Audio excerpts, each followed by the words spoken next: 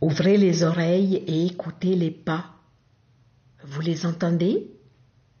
Le conte arrive, le conte est là. Il était une fois un tailleur.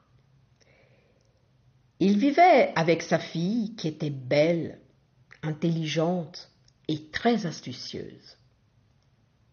Toute la journée, notre tailleur coupait, taillait et brodait et surtout, il chantait.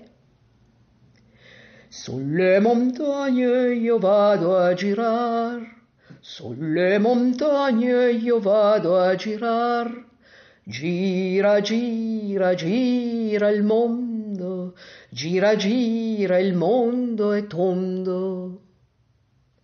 Ces chants se répandaient par les fenêtres ouvertes de son atelier et ils inondaient la ville.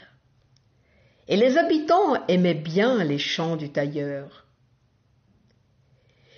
Le roi qui gouvernait cette ville, n'aimait pas les chants du tailleur. C'était un jeune roi qui n'avait pas de femme, qui n'avait pas d'enfant et qui s'embêtait toute la journée. Oui, il s'embêtait parce que ce roi-là avait envie de discussion, avait envie surtout que les habitants, que ses conseillers trouvent la solution à ces devinettes. Oui, parce que ce roi-là, il aimait bien poser des devinettes. Mais personne pour les résoudre. Alors ce roi-là se refermait sur lui, devenait morose, irritable.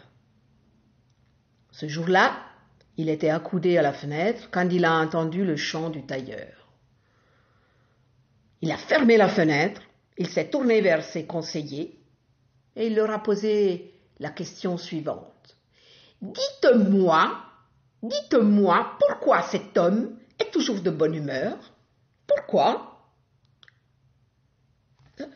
Majesté, peut-être que... Ah! Arrêtez! Je vais aller moi-même poser la question au tailleur. Et en effet, le roi se rend chez le tailleur. Il rentre dans l'atelier, le tailleur arrête de chanter. « Oh, Majesté, quel honneur !»« Bonjour à toi, tailleur. Je suis venu te poser une question. Pourquoi tu chantes toute la journée? Pourquoi es-tu si heureux? Pourquoi? » Majesté, j'ai tout le temps chanté et je suis comme ça, de bonne humeur, parce que je l'ai tout le temps été. Depuis que je suis petit, j'aime bien rire, j'aime bien chanter, j'aime bien être de bonne humeur, Majesté. Ah, depuis que tu es tout petit. Eh bien, écoute, tailleur, je suis venu te donner un travail. Eh bien, Majesté. Ce travail doit être fait dans les 3 jours. Bien, Majesté. Il faut que tu coupes, que tu couses, que tu brodes une veste, sans prendre mes mesures. Et cette veste, je la veux avec des pierres transparentes et légères et brodées de sable fin. Chante, continue à chanter, tailleur. La journée est longue. Et le roi s'en va en claquant la porte. La tête du tailleur. Il a commencé à trembler, à transpirer. Il a pris place sur une chaise, il a pris sa tête dans ses mains et il a commencé à pleurer. « Oh, mon Dieu, mais comment je vais faire ? Mais ce n'est pas possible. Oh mon Dieu, mais comment je vais faire ?» Sa fille, n'entendant plus son père chanter, est rentrée dans l'atelier. « Père, qu'est-ce qui vous arrive ?» Et le tailleur, tout en pleurant, raconte à la fille ce que le roi exige de lui. La fille regarde son père, Et puis, elle lui dit, « Père, arrêtez de vous tracasser. Arrêtez. Vous allez de ce pas au château et vous allez demander au roi une paire de ciseaux qui coupent la pierre et une aiguille fine pour broder avec du sable. » Bon, d'abord le tailleur ne voulait pas aller, mais la fille a insisté et le tailleur a grimpé jusqu'au château, a demandé à voir le roi et il a demandé au roi les outils que sa fille lui avait conseillé de demander. Le roi est très surpris. Il regarde le tailleur et lui dit « Dis-moi, tailleur, qui c'est qui t'a conseillé ?»« Personne, Majesté. »« Je ne te crois pas. Tu n'es qu'un menteur. Je veux savoir qui t'a conseillé. Autrement, si tu ne me dis pas le nom, eh bien, je t'enferme dans les prisons de mon château et tu vas y passer le restant de ta vie. As-tu compris, tailleur ?» Le tailleur, plus mort que vif, il dit au roi « Majesté, c'est ma fille. »« Ta fille? Tu as une fille ?»« Oui, Majesté, j'ai une fille qui est très belle et très intelligente. C'est la lumière de mes yeux, Majesté. »« Ah, tu as une fille. Tu dois pas t'embêter avec une fille pareille. Eh bien, écoute, amène cet écheveau de chanvre et demande-lui de me tisser un drap fin, grand, qui puisse couvrir toute ma chambre. Va, tailleur. » Le tailleur sort du château en tremblant. Il était pâle et il ne savait plus quoi faire. Il marchait, il courait, il trébuchait. Et les gens qui le voyaient dans cet état lui en demandaient la raison. Mais le tailleur levait les bras au ciel en disant « Oh, oh !» Quand il est rentré à la maison, il a donné les chevaux de chanvre à sa fille en lui disant ce que le roi voulait. La fille prend un petit bout de bois de chanvre, le donne à son père et lui dit « Va demander au roi de me fabriquer avec ce bout de bois de chanvre un métier à tisser avec tous les outils qui vont avec. » « Mais tu es sûre, ma fille ? » ?»« Va, père, écoute-moi. » Et le père se rend au château et il demande au roi ce que la fille lui a conseillé. Elle est vraiment astucieuse, ta fille, et très intelligente, à ce que je vois. Oui, Majesté, oui. Eh bien, j'ai hâte de la connaître. Tu lui demanderas de venir ni pendant la nuit, ni pendant le jour. Qu'elle vienne ni à pied, ni à cheval, mais que ses pieds frôlent la terre.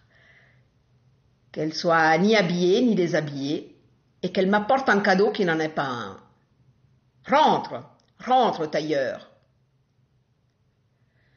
Le tailleur rentre en courant chez sa fille.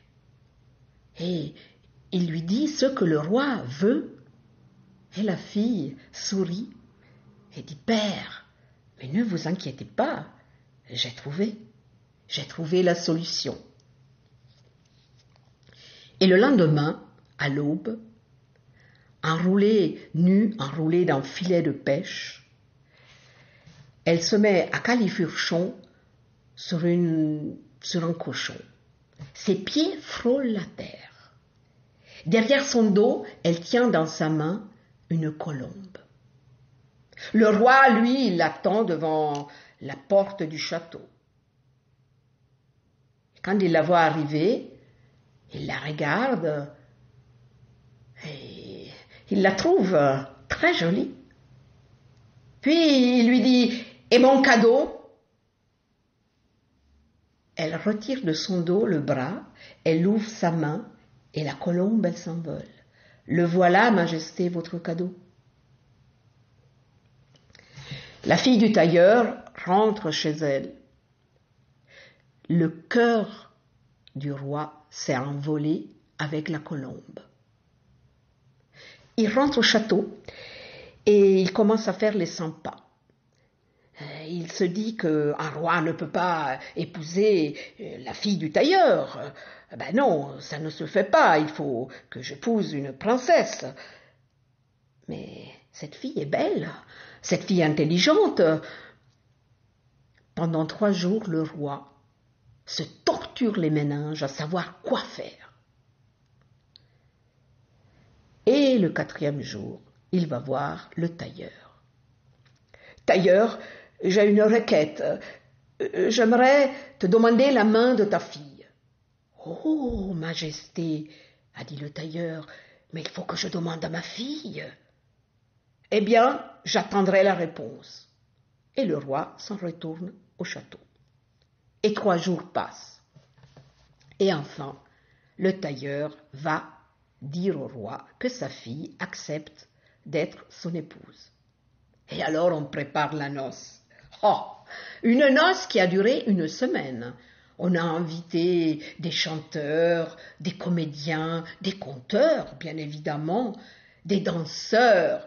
Et la ville était magnifique avec des drapeaux aux fenêtres, des fleurs, des tables qu'on avait dressées sur la rue pour que les gens puissent boire et manger, puissent danser et chanter à la gloire du roi et de la reine.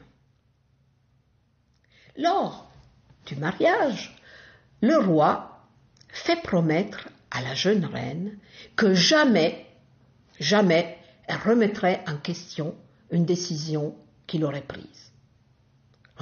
La reine, elle lui promet, jamais je ne remettrai en discussion une décision que vous aurez prise. Si tu fais cela, a dit le roi, tu devras partir. Les jours ont poussé les semaines ont poussé les mois, et les années ont passé. Ce jour-là, un paysan demande à voir la reine. Mais la reine refuse en disant que c'est le roi qui s'occupe de toutes les questions liées au royaume. Mais le paysan insiste. Alors la reine le reçoit. Ma reine, je viens vous voir parce que j'ai un petit problème. Voyez, hier, je suis allée au marché avec ma vache qui devait mettre bas, qui devait veuler.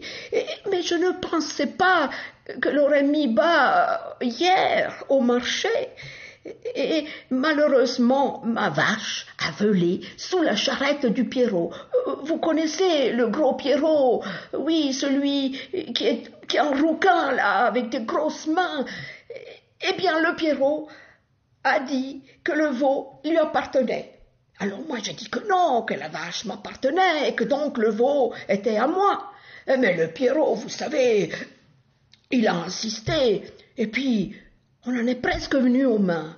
Et on criait tellement fort les deux que le roi, qui passait par là, s'est arrêté et il nous a demandé pourquoi on se bagarrait. Alors on lui a expliqué. Et le roi a donné raison à Pierrot et a dit que le veau lui appartenait. Et c'est pour cela, la reine, madame la reine, que je viens vous voir pour demander que vous m'aidiez.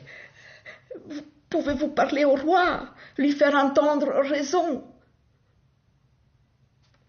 La reine est surprise, puis très fâchée, mais elle cache sa nervosité. Elle dit au paysan, écoute, j'ai un conseil à te donner. Tu sais que le roi, il va tous les jours au bord de la rivière. Au bord de la rivière, il y a un tas de sable. Demain, tu te mettras assis dans le tas de sable et avec une canne à pêche et tu pêcheras. Le roi va te demander pourquoi tu pêches dans un tas de sable alors que la rivière est juste à côté. Tu devras lui répondre « Eh bien, Majesté, vous pensez bien que les charrettes donnent naissance à des veaux? Alors, pourquoi pas pêcher dans du sable, des poissons? Peut-être que le sable pourra me donner des poissons. » Le paysan s'en va. Et le lendemain, il fait exactement ce que la reine lui a conseillé. Le roi l'écoute. Il a ses yeux qui sortent des orbites parce qu'il a tout de suite compris, le roi, que ce n'est pas le paysan qui a trouvé la solution, mais la reine. Il est fâché, le roi. Il demande de rentrer au château. Puis arrivé au château, il fait appeler la reine. « Oui, eh bien, tu m'avais promis le jour de notre mariage que jamais tu remettrais en question une de mes décisions. Et tu l'as fait aujourd'hui avec le paysan. Donc, tu as rompu notre serment et tu dois partir. Mais je te laisse emporter la chose la plus précieuse que tu as. » La reine regarde le roi et lui dit « Seriez-vous d'accord de partager un dernier repas avec moi ce soir ?» Et le roi accepte. Quand il la voit rentrer dans la salle à manger, il la trouve tellement belle, qu'il se demande s'il a bien pris la bonne décision. La reine, à table, rit, parle, raconte des petites histoires. Et le roi, à un moment donné, il ferme les yeux et il se dit « Je suis en train de faire une grosse bêtise. Mais je suis roi et je dois garder ma parole. » Il rouvre les yeux et, ému par la situation, il prend son verre de vin et il boit à 3 gorgées, puis il pose le verre sur la table. Or, il faut savoir que quand le roi avait les yeux fermés, la reine avait mis un puissant somnifère dans son vin. Et le roi, tout à coup, il voit une reine, 2 reines, 3 reines, 4 reines, et il a la tête lourde, et ses yeux se ferment. Il pose la tête sur la table et il s'endort. La reine appelle des serviteurs. Apportez un bahut et enfermez là-dedans le roi. Puis, vous apporterez ce bahut à la maison de mon père, au 1er étage, et vous mettrez le roi sur mon lit. Puis la reine se rend aussi à la maison de son père, prend une chaise et attend que le roi se réveille.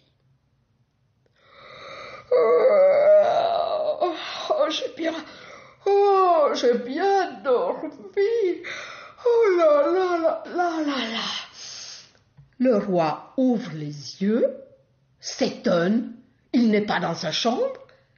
Il voit la reine juste à côté de lui, assise sur une chaise. Et il lui dit « Mais je suis où? Mais qu'est-ce que je fais là ?» Et la reine lui dit « Vous m'avez demandé d'emporter la chose la plus précieuse que j'avais au château. Et la chose la plus précieuse, c'est vous. »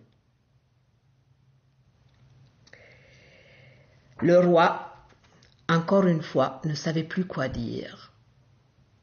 Il s'est levé, il a demandé pardon à la reine, il l'a prise dans ses bras et ensemble, ils sont rentrés au château. Mais depuis ce jour-là, le roi, avant de prendre n'importe quelle décision, il demandait toujours à la reine. On dit que ces deux-là, ils ont vécu longtemps, très heureux et très amoureux. Et moi, je vous dis que s'ils ne sont pas morts, peut-être bien qu'ils vivent encore.